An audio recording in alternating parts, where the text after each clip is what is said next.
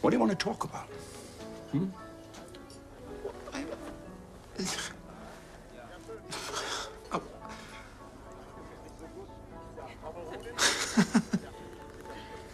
I can't think of anything. Then what are you complaining about? So this is Louis, and I thought I would follow up with a video that I recorded last night, but haven't finished and put up because of the length and the amount of editing that has to go into it.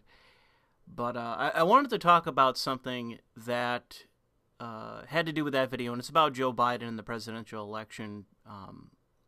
But I thought I'd say that I had someone stop supporting me on Subscribestar, and in the comment section where they gave a reason, the reason was no content.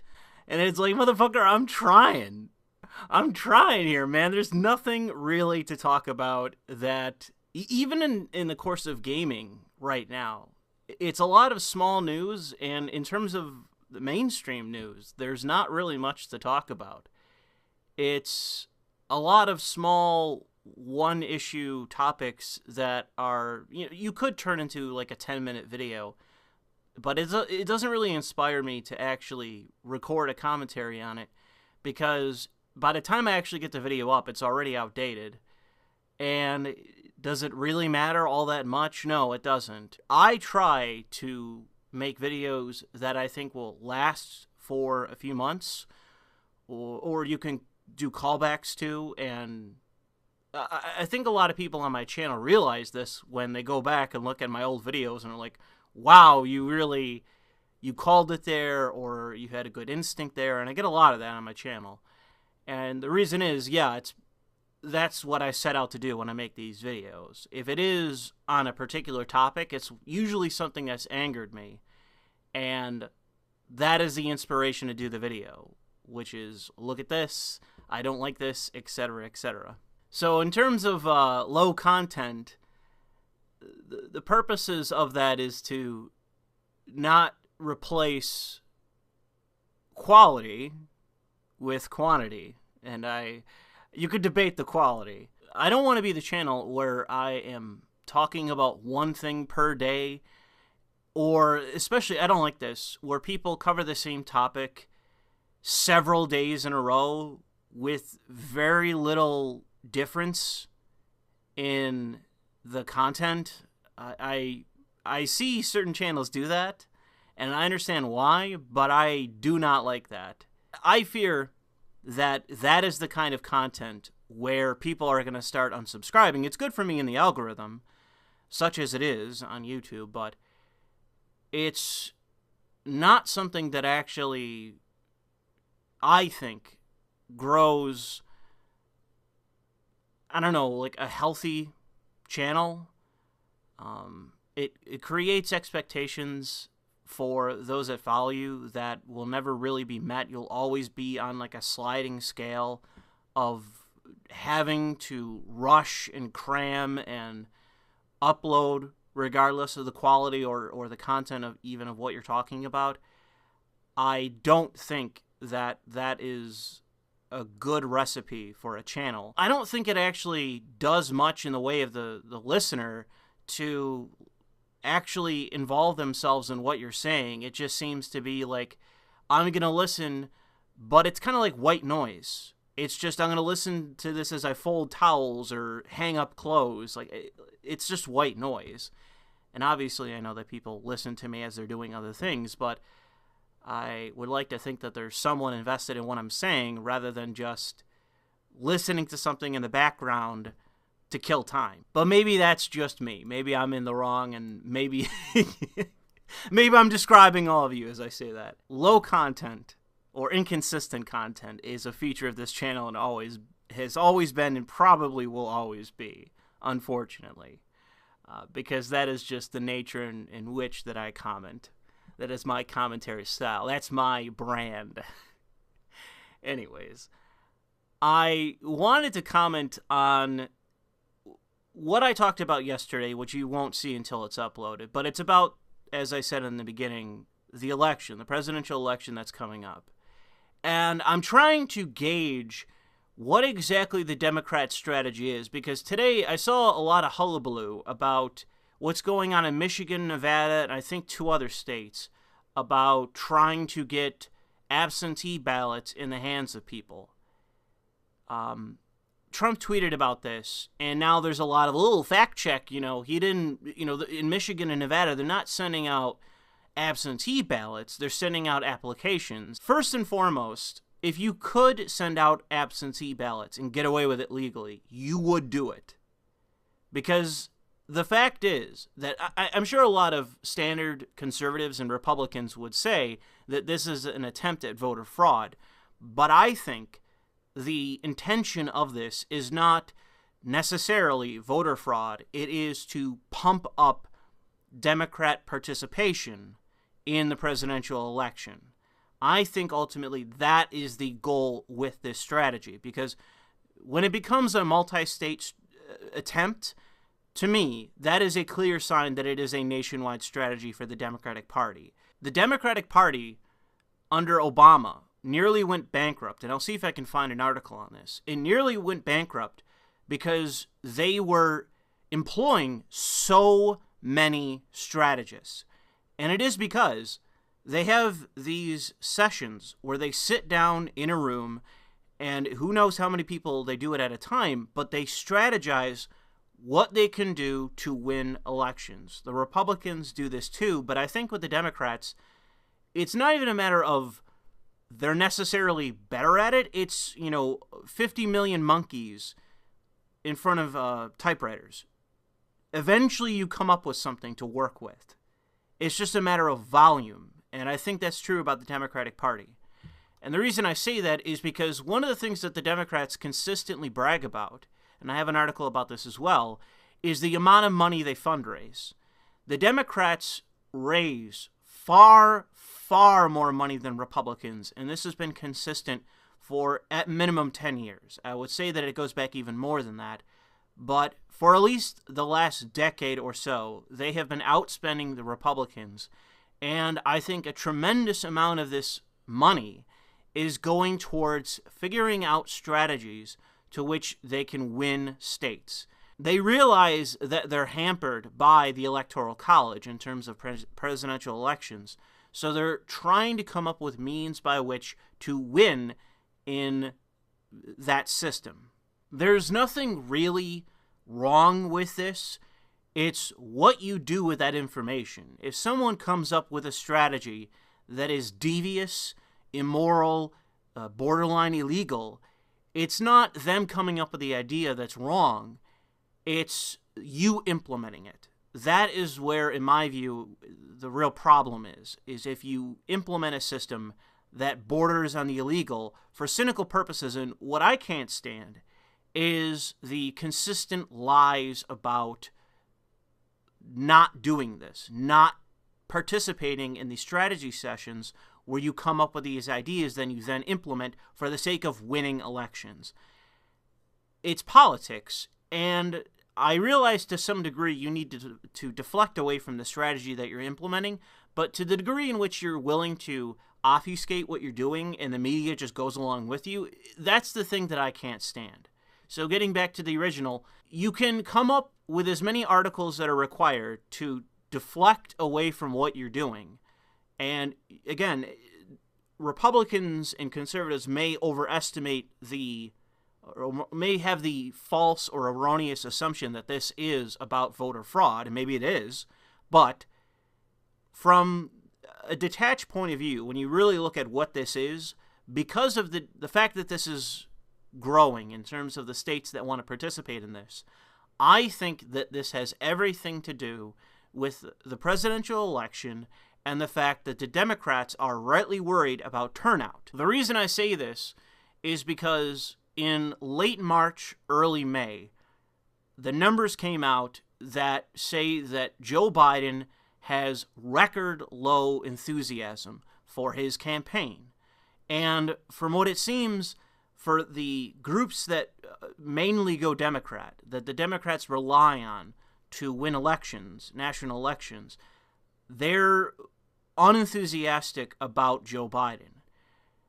And like I say, it's not just one group. It is several different groups that the Democrats require in order to win. Enthusiasm is a fact about politics that is one of those things, one of those factors that is required of you in order to win. You cannot win without high enthusiasm. And the fact is that going into 2020, going into November, Trump has far more enthusiasm from his base. So this isn't about the typical sort of wonkish, well, who's going to get these independents, who's going to, win these votes from these groups, from these blocks. This is purely about the base that you have right now and whether or not they are going to get up, go to the polls, and pull the lever for you. This is specific to your base. As it stands now, a time shot in history, the Democrats have a very big issue around getting Democrats enthused about voting for Biden. But as I already said, they don't have a problem with raising money. They haven't had that issue. But if you look towards the last election, and I have a pretty thorough article on this from, I think, Bloomberg or Politico. It's Bloomberg. In the last election, Hillary Clinton unbelievably outspent Donald Trump. She spent far, far more money in her campaign to win. And as far as I can tell, she had far greater enthusiasm around her. So as it stands, the Democrats know that they have the money. They have the money, they're going to get more, and they're going to be able to put up a good fight in the money realm for a national election. But where they are lacking is Trump is someone that many Republicans, there's a Republican in my area, I believe running for Congress, who has the endorsement of Trump. And his entire media campaign for his election is just, Trump endorsed me, Trump endorsed me. Like, that's his whole campaign. And the woman he's running against, her strategy is to say that this guy's a rhino. When your campaign, and right now he's the favorite as far as I can tell, when your campaign is Donald Trump endorsed me, that should tell you something. It is because, in terms of the Republican base, Donald Trump is a good national face for the Republican Party for at least giving enthusiasm or enthusing the Republican base. The Democrats know, despite all the media bullshit, that this is a serious net negative for them. And they require some means by which to gin up Joe Biden and support for him in order to win this election. And I think that one of the plans that they have is this strategy of pushing absentee ballots, getting absentee ballots in the hands of people so that they can vote at their leisure rather than having to go to their polling place and pull the lever. I think they realize that they need to find a means by which to garner more votes in states that if they don't do some sort of strategy like this, they're going to lose. Not because of a phenomenal strategy by Trump as it stands, but because of their poor candidate choice. This is about Wisconsin, Michigan, Pennsylvania, Ohio, and Florida. These are the states that they need to take back. By all appearances, they are greatly overestimating their chances based on their ridiculous polling numbers as it relates to Ohio. Florida, Pennsylvania, Wisconsin, and Michigan, they likely stand a chance in winning despite Biden being a weak candidate. And it would greatly behoove the Trump campaign to spend and to show up and to do a lot, as much as they can, in, I would say, Ohio, Pennsylvania, and Florida. It only takes a couple of these states to switch, and you lose. The Democrats, I think, at this point, despite what they might think, like they're saying that they're within a few points of Texas. Like, that's ridiculous, if you ask me. But in terms of the states that I've already named, those are the critical states that, in my view, are going to decide the election. And I think that anyone that has any knowledge in politics, any knowledge, not even a degree as I do, but any nominal understanding of presidential elections, these are the states that I think the Democrats are going to go all in on. I think they realize that neglecting them in the way that they did last time around is what cost them the election. If they have to put Joe Biden, strap him to a dolly, and wheel him into these states, they will do it. I would be surprised if they chose a VP candidate that were not from one of these states. I can't imagine the short list does not include women or whatever from these states. Because if you pick, let's say, some woman from California, like Kamala Harris, you're not gaining anything from that.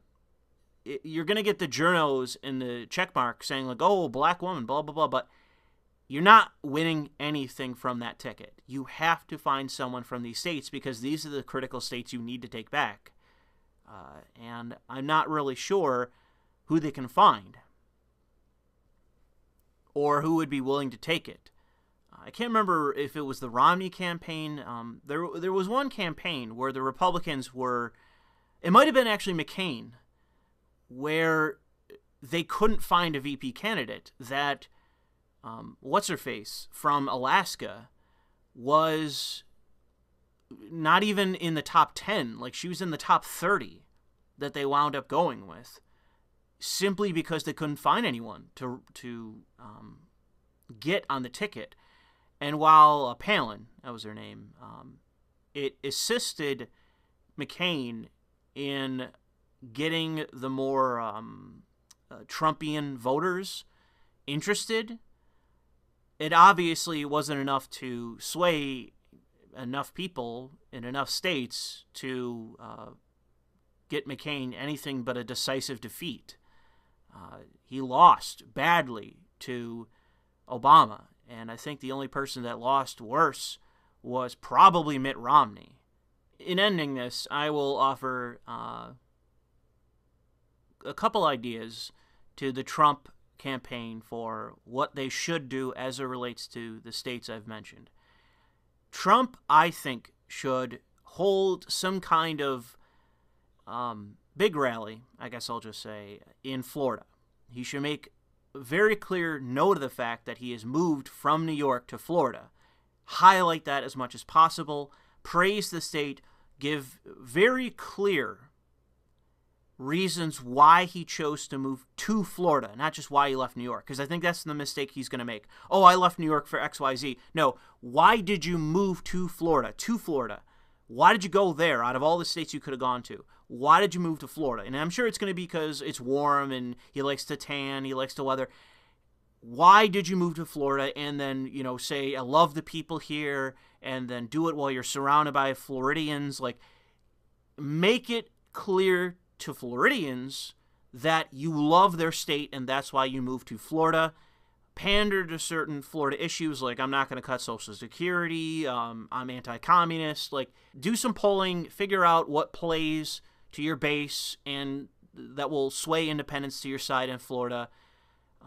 Because Florida is so critical at this point that I think it would definitely behoove the Trump campaign to do some sort of big rally, especially in Florida. And I think they obviously will, but I think they're going to make the mistake of making it about why he left New York, which is fine, because there's a lot of reasons, but you have to make it positive towards Florida.